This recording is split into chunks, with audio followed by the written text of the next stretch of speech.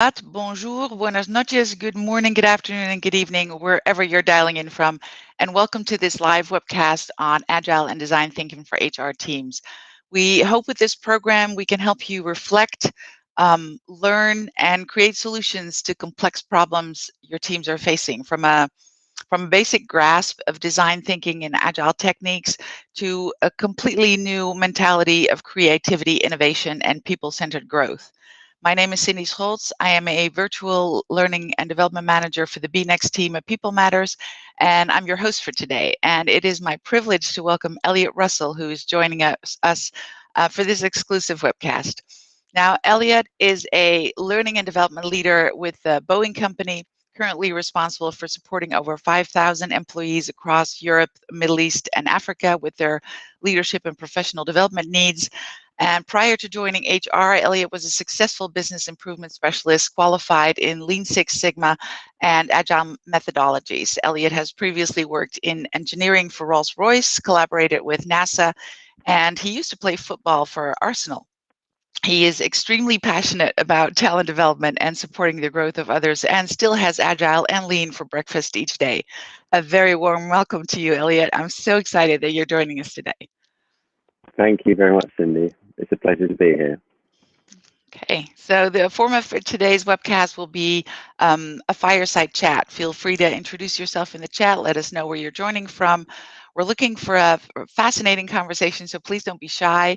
Now, I probably won't be able to see the chat, but my miracle workers behind the scenes will keep an eye on it. And if you have any questions and we have time, we will make sure to ask all of them as well. If not, we will save the questions for one of the live sessions during the program, so no questions will go to waste. Many of the topics we'll discuss briefly today are addressed in great length in our 5-week cohort-based certification program, which begins on September 6th. Today we'll talk about some of the simple adjustments that are required to address difficult business issues, as well as how we can equip our business and HR teams with the necessary skills.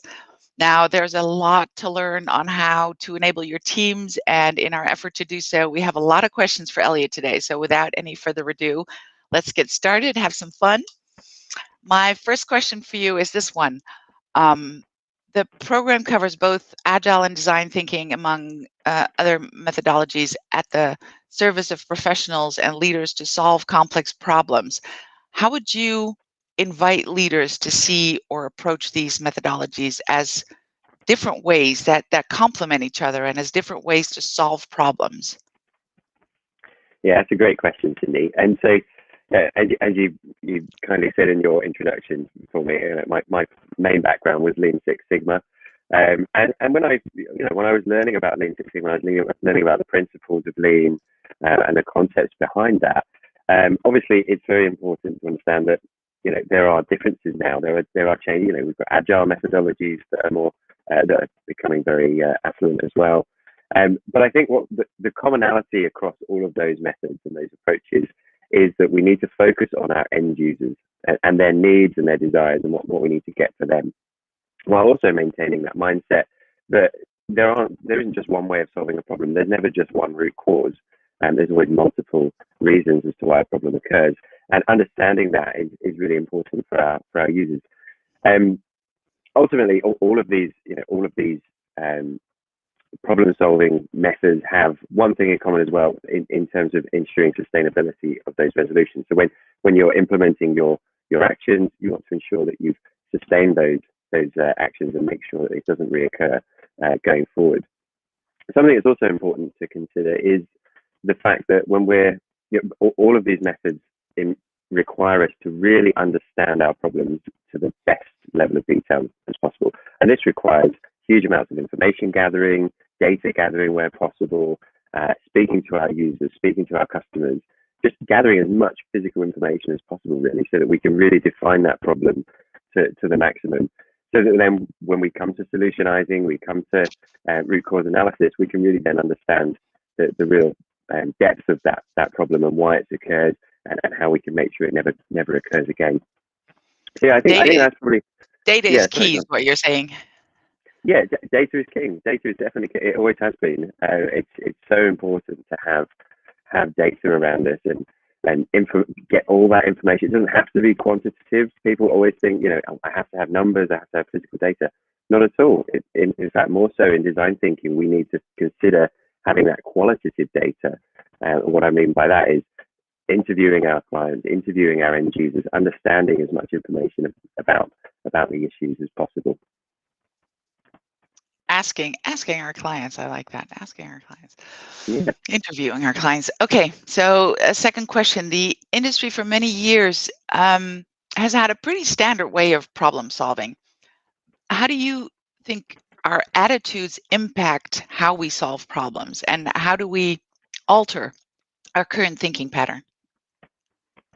Yeah, and this is really the crux of the whole thing, because ultimately it's a cultural thing, isn't it? Problem solving is built into some people and naturally, and maybe not others, but it can definitely be learned. It can definitely amend those cultures to make sure that you're bringing your whole team along on the journey.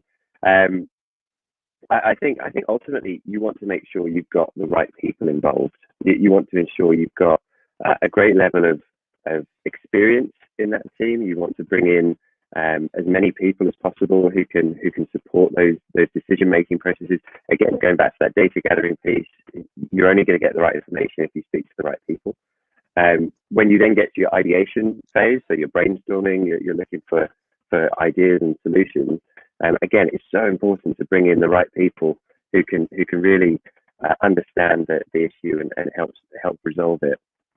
I think one of the things as well that comes hand in hand with agile thinking and design thinking is to understand, and again, it's so important as leaders that we really practice this effectively, but to bring any change to fruition, you really do need to have emotional intelligence. And we talk about it, we talk about it quite a lot in HR. It's a really important topic for people, management skills, and for general work environments, to be honest. And having that ability to empathize and really understand what our users' needs are comes hand in hand with emotional intelligence. And this is one of the things that, again, we'll talk more about on the program. But I think having that ability to empathize with our users and with our teams and our partners is really important.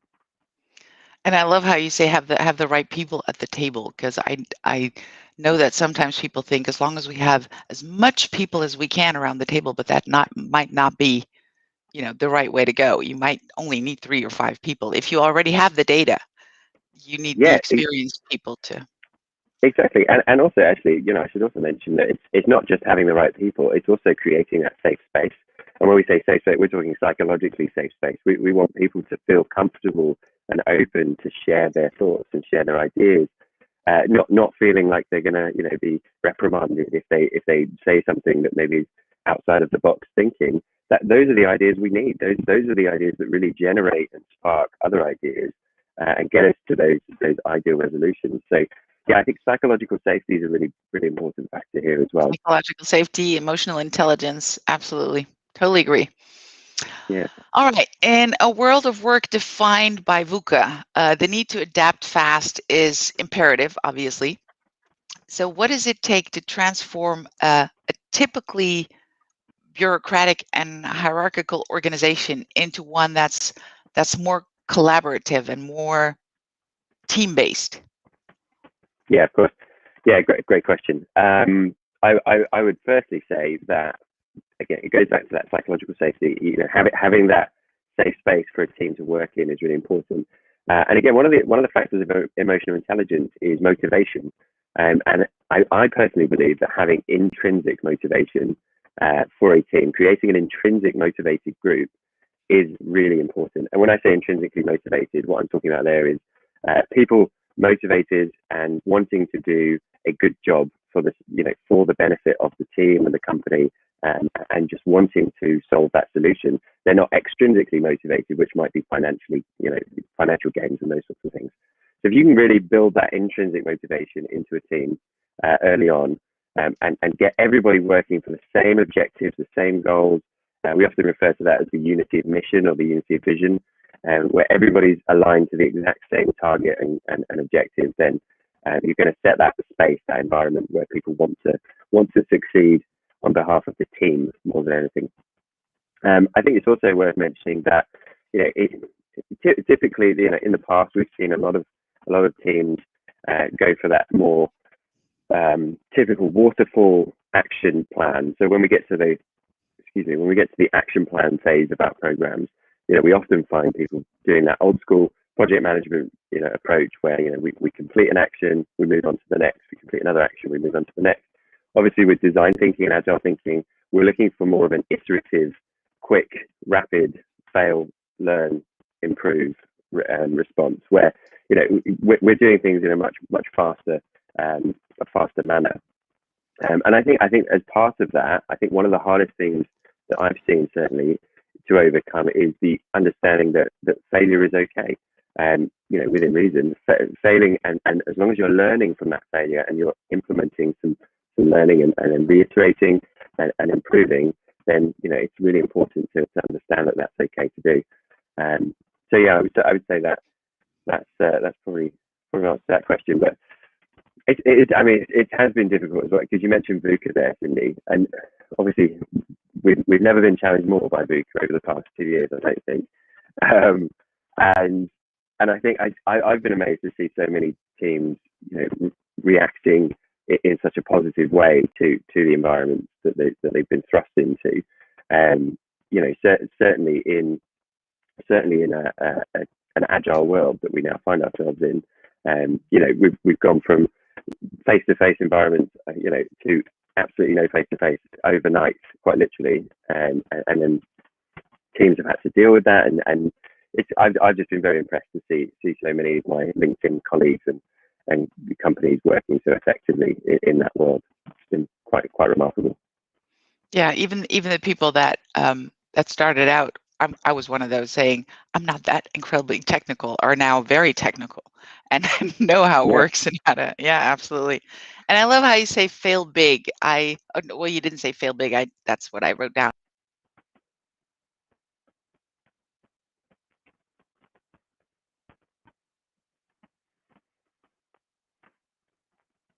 Cindy, you still there?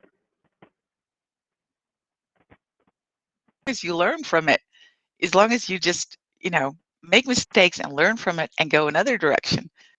And I'm not sure if I got to him, but I'll do it again some other time. But absolutely. And the goal setting. I love goal setting. You can't move forward or, go anywhere without the goal setting first. All the noses have to point in the right direction.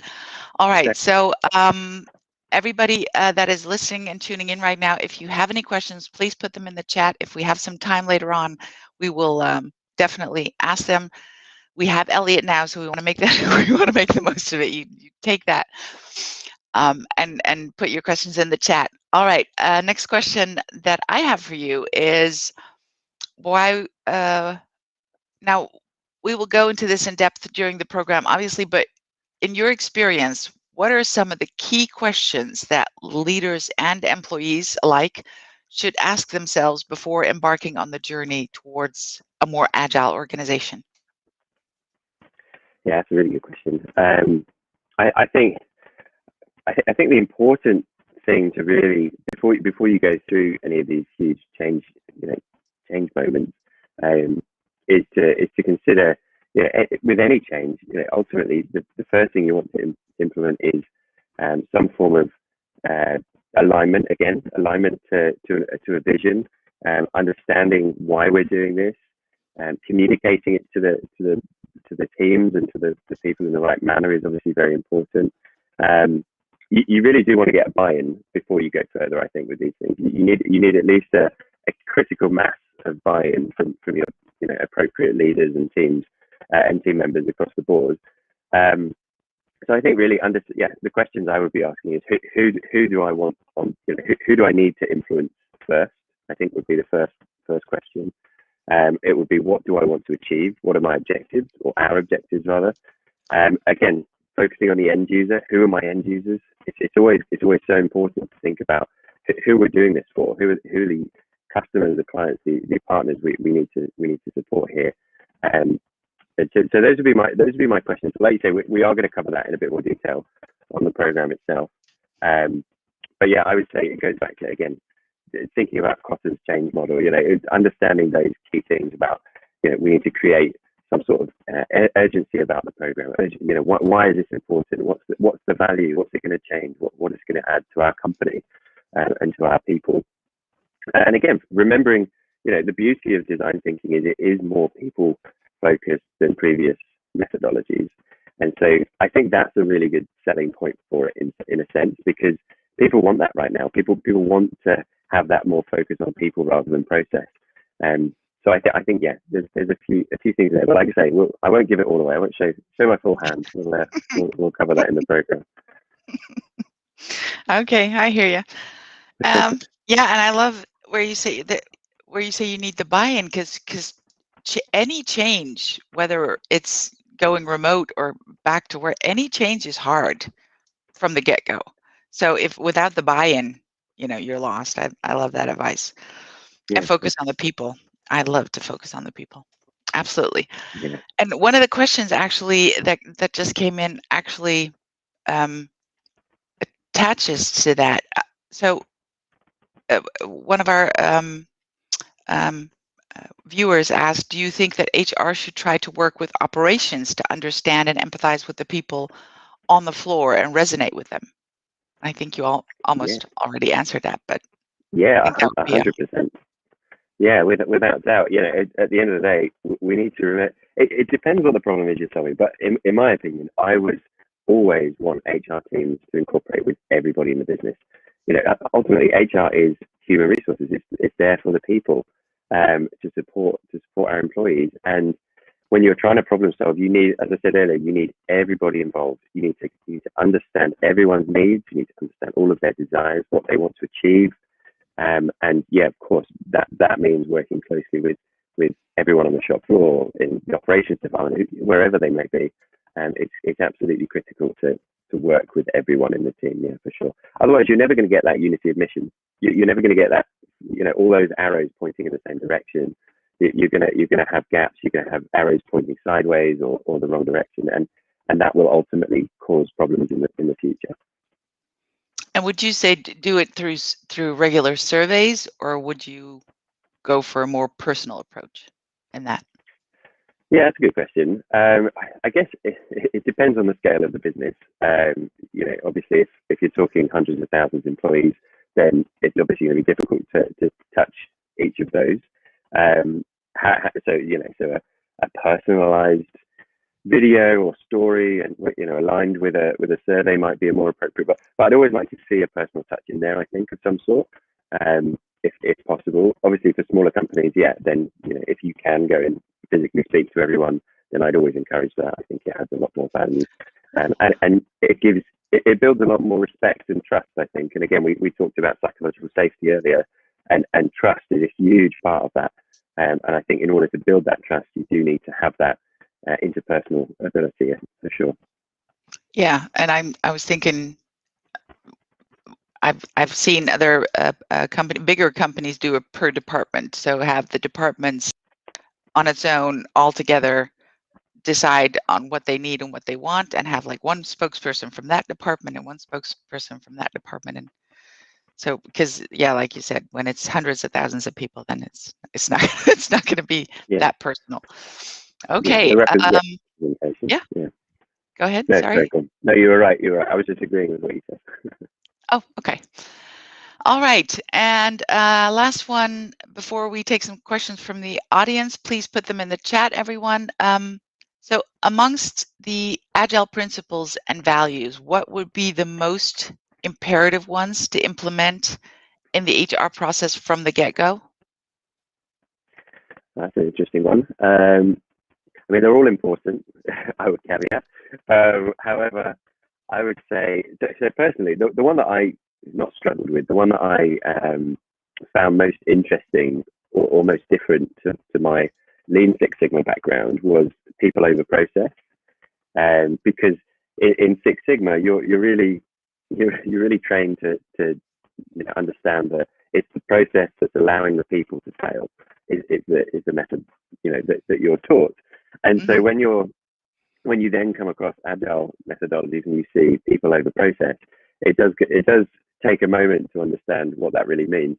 And obviously, we're not talking here, forget the process will be fine. There's still obviously a huge important part of that with people over process. But what they're trying to say, again, going back to that question from that individual, was that people are so important, and it's just so important to consider that your people matter because they're playing a part in those processes. They're playing a part in everything that you want to resolve in that problem or that opportunity. And yeah, I think it was that one was for me difficult to learn and understand. But yeah, I would say people and process. The other one that really stands out to me, I have a manufacturing background, so when I see reduced work in progress or process, reduced WIP, that one stands out to me because that's a very important methodology in terms of making sure that we've got those Kanban systems in place, we've got efficient work processes, we're maximizing our productivity. All those things, are right up my street. And yeah, I think very important for HR processes for sure. Brilliant. All right. Thank you so much for that. Let me see if there are any questions from the audience. I'm getting some of them now. All right, let's go with this one. How do we break the interior of annual planning or even quarterly planning to embrace an iterative, directional, and changing planning structure, I think? That's a great question. So, yeah, tricky one. So when you're talking about, that's quite a specific process. Like with any process, I would say you want to ensure that you've got the right people up front working on that. You want to understand what the actual problem is. Is there a problem? Maybe that process works fine. Maybe it can have we can make some improvements to it.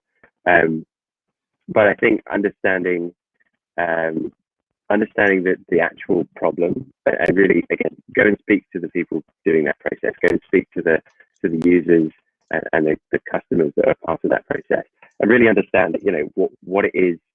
I think you said there was an inertia of annual plans. I think by that we mean like there's a regular rhythm, right? So yeah. So I think there may be a reason there's a regular rhythm for that. It might be more than just a problem. It might not even be a problem. So I would say, like I said, go and speak with the right people, understand what the issue might be, or what the opportunity for improving that process might be. Would be the first port of call for me. Good question, though. Thank you. Next one. Many methodologies like Scrum and Kanban exist in Agile. How can each, in a way, add the most value to HR functionality in theory?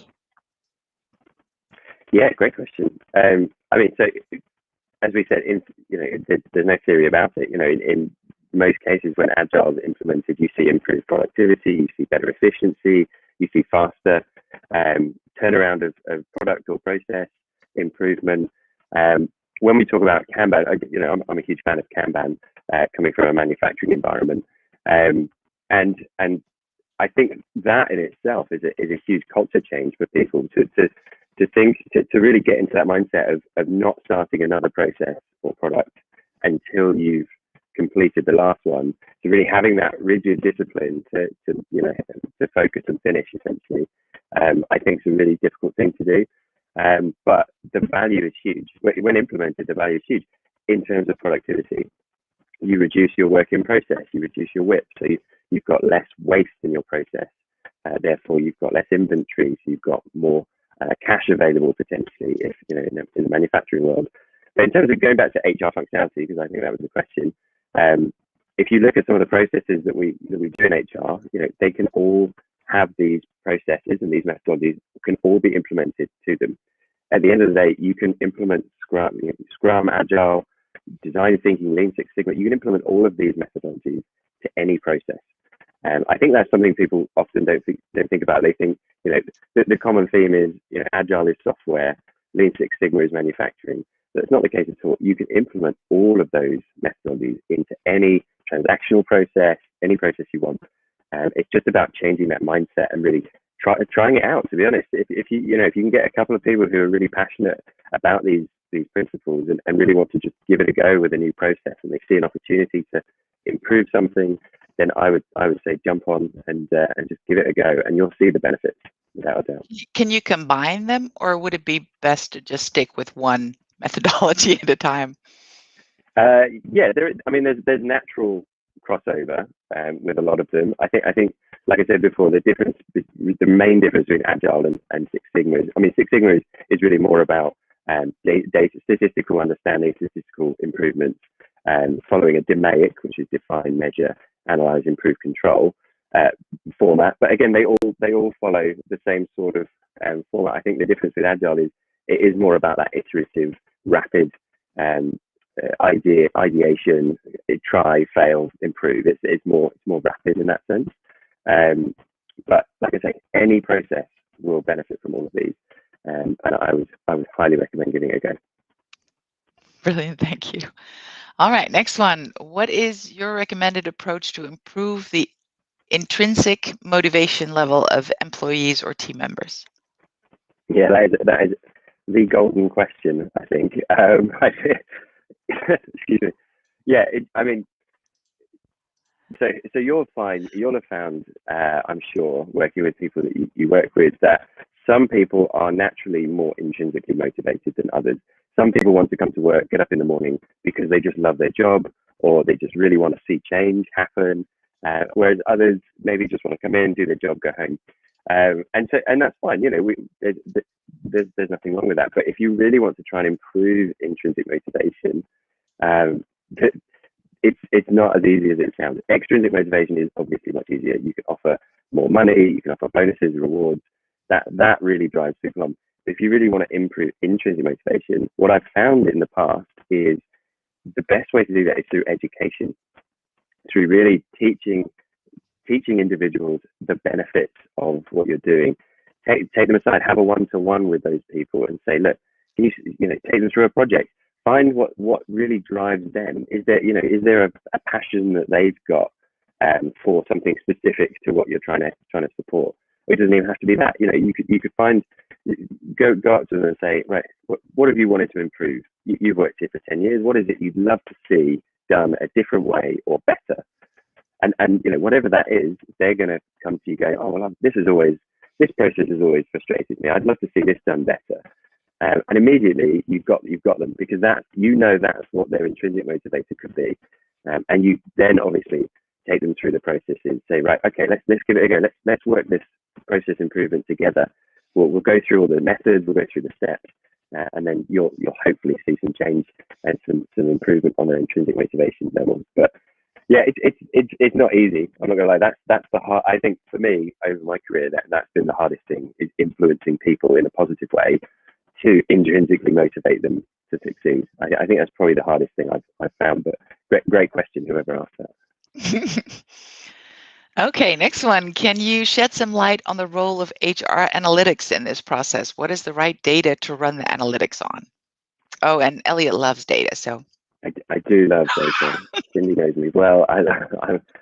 Data is king, as I said, and yeah, absolutely. HR analytics play a huge part in this, because you can understand the trends. You can support your team in understanding where we should be focusing our attention. Where are the problems? Where are the potential problems? With futuristic trends that analytics can now do, we can start to proactively predict where issues might be coming in, whether that's through retention rates or through, whatever it is. It could be, or learning and development data that we might need.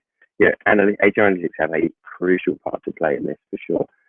In terms of running the right data, I'm not sure I could answer that, because I think it would be dependent on the company. It would be dependent on what it is you're trying to solve. But it definitely plays a key part in gathering that data up front, and like I say, proactively identifying where the opportunities or potential issues could be coming from.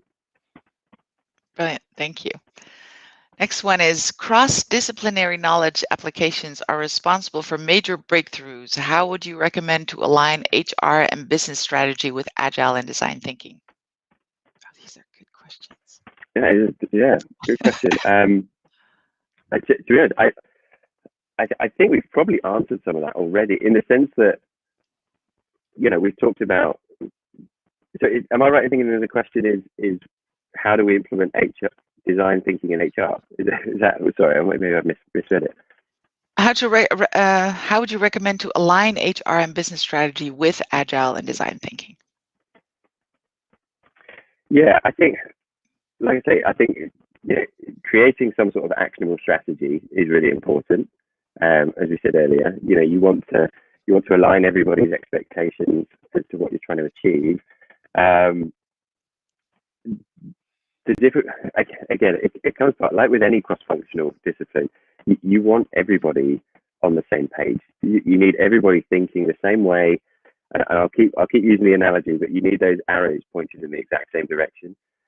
Once you've got that, then cross-functional, cross-discipline, support is never going to be an issue, because you're going to have two teams, whether they're business strategy, HR, operations, whoever they are. They've all got the exact same mindset. They've all got the exact same education in these principles, and they've got the exact same objectives to align to. So, yeah, I think that's probably the best I can answer that. We will talk more about that on the program, though, for sure. Okay, great. So what are the newer skills that HR professionals require to understand and implement Agile and design thinking? When you think about, what kind of either soft or hard skills are going to be important for this project? Yeah, great question. So, I mean, obviously, in terms of Agile and design thinking, it would be worth taking some programs on those. Again, you can sign up to those in a number of ways. Our program will obviously give you a lot of value in that. What we're trying to achieve in terms of design thinking, specifically within HR.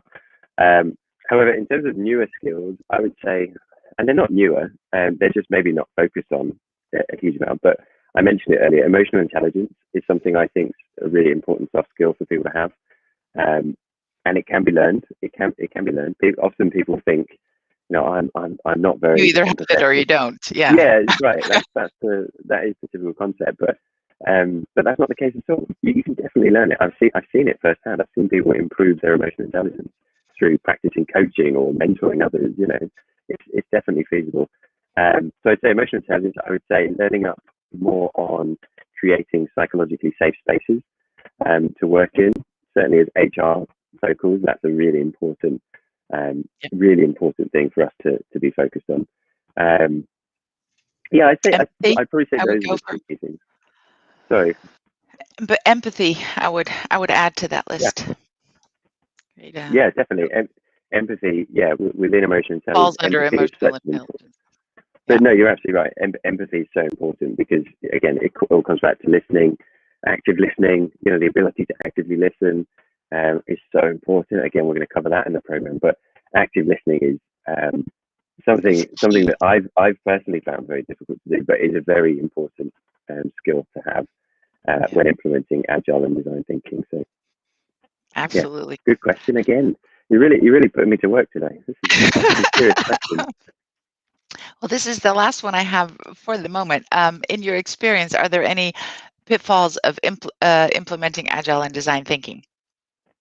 What are some? I think you already mentioned some, but no, it's a good question. There are often some hurdles to overcome, I would put it. So you're typically going to find, like with any change, you're going to have people who are naysayers, who maybe don't believe in the change, who don't want to join the journey, and really the focus should be to try and bring everyone on board. And again, through things like intrinsic motivation, through things like having dialogue with individuals on a one-to-one basis, if possible, or at least trying to gain that critical mass for change to actually occur.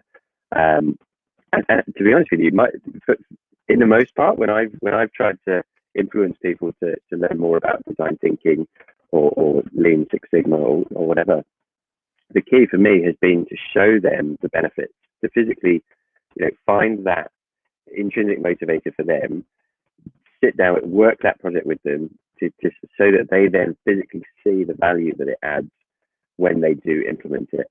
And I think in the most part, I don't know the exact statistics, but I would have thought you're probably going to have 20%, maybe 30% of people in your teams who are going to be less intrinsically motivated to join that change. But so what I'm saying is there's a smaller proportion to focus on and to try and bring on board. But like I say, if you get that critical mass, you get the key individuals in your team on board, you're going to see those changes happen for sure. Brilliant. All right. Next one. What prompted you to believe that the HR team should use Agile and Design Thinking approach? Well, so it wasn't me in general. Obviously, I've used it personally for a long time, but in terms of identifying the need for it, everyone needs to do it. It's not just HR. Every business unit, every team should be trying to implement these changes. And I think we're on a journey as an industry in that sense that we are getting to the point where we're seeing more value. We're seeing the speed at which we're making these changes. I think that's the key thing that leaders like to see: rapid improvement, rapid change. And I think that's what design thinking approaches really bring. And yeah, I mean, HR, operations, business strategy, it fits into any business unit, any part of the business. Yeah, and obviously you were into Agile and Design Thinking and Lean Six Sigma well before you went into HR, right? So you already knew the benefits. Yeah, well, yeah, I was a black belt Six Sigma for Rolls-Royce for several years, and so learned most of my trade there, and then the same at Boeing. So yeah, I've been You've been I've had around. these embedded. Yeah, I've had these skill sets and mindsets embedded into me for a long time. But again, the reason I love it is because I see so much value from it. I see companies saving money. I see companies reducing waste and employee satisfaction improving. It just makes sense. The gift that keeps on giving. All right, last question for now. Agile has evolved from the inefficiencies of the past. What do you think Agile will evolve into, or rather be the next big thing? Wow, that's a great question. What's the future look like? That's difficult. I would say, well, you look at some of the best companies who implement things like Kanban. Typically you'd go, I mean, Lean Six Sigma in the automotive industry was the sort of gold standard in that sense. Toyota production systems, those sorts of things. And I think as it's developed, you're now seeing Agile because the software market, the software industry saw that need to fail fast, improve rapidly, but still get product out there so that we can keep improving whilst still adding value to our users. What the next thing is, I honestly don't know. I would imagine it would just be, and this is just Elliott's sort of thinking, but I would imagine it would just be more of the same, but with maybe more data analytics. So improved proactive data trending. I would think that would be the next step. Because although Agile and Lean Six Sigma and again all these methods use data very effectively, I think there's still we're seeing this in every part of the world, aren't we? In every aspect of life, data is being gathered constantly. Data is being utilized to make decisions. I think that will be the next thing. I think maybe AI will play a part in that data analysis as well. But yeah, I mean that's futuristic thinking, and that's great question. Really Far, good question. far away. Yeah. Yeah. Thank you so much, Elliott, for sharing your wisdom on the subject. So the People Matters BeNext program on Agile and Design Thinking for HR teams is starting on September 6th, and will be very beneficial, obviously, for leaders and companies that have already started implementing changes and want some guidance, but also for HR teams who are just getting started with navigating Agile and new thought processes for design in the post-COVID workspace by tackling new issues with cohesive decision making, etc. Now, before we close, Elliott, would you like to share any closing words, any advice for practitioners embarking on the journey of creating agility, so to speak, in HR? Any last golden tip? No more golden tips. You'll have to join the session for that. But in terms of final closing, I mean, yeah, thank you for having me on today. It's been a pleasure to speak with you again, Cindy, and to obviously speak with your audience. There are so many great examples of where design thinking has changed processes, it's changed people's mindsets, it's changed the efficiency, productivity, reduced waste. You know, it just adds so much value to businesses and people that, yeah, as you gathered, I'm a huge advocate of it, and I'd like to think that most of your listeners will be as well. Brilliant. Thank you so much for this incredible conversation. Your thoughts have been truly inspiring as always, and gives us a lot to reflect upon. So if we as companies want to succeed, thrive, and innovate in the world, we need to create and implement the best possible agile practices, not only become increasingly adaptable, but also create valuable solutions. Now, if you like this session, you will definitely like the full program starting on September 6th, like I mentioned. So we truly hope you'll take this journey with us. Elliott will be one of our masterclass speakers during the program. And trust me, you really don't want to miss that, because I know what he's cooking up for that. My team will be sharing the link in the chat for you to visit the website, go through the program, and register. We have some great other programs coming up as well. We have the HRBP in the New World of Work. We have Women in Leadership. We have Diversity and Inclusion, Employee Experience, and a lot more good stuff. So please check it out on the website and register. Thank you all so much for your time today. Have a great rest of the day or evening or afternoon. Please stay safe, stay healthy, be kind to one another, and until we meet again, thank you. Bye.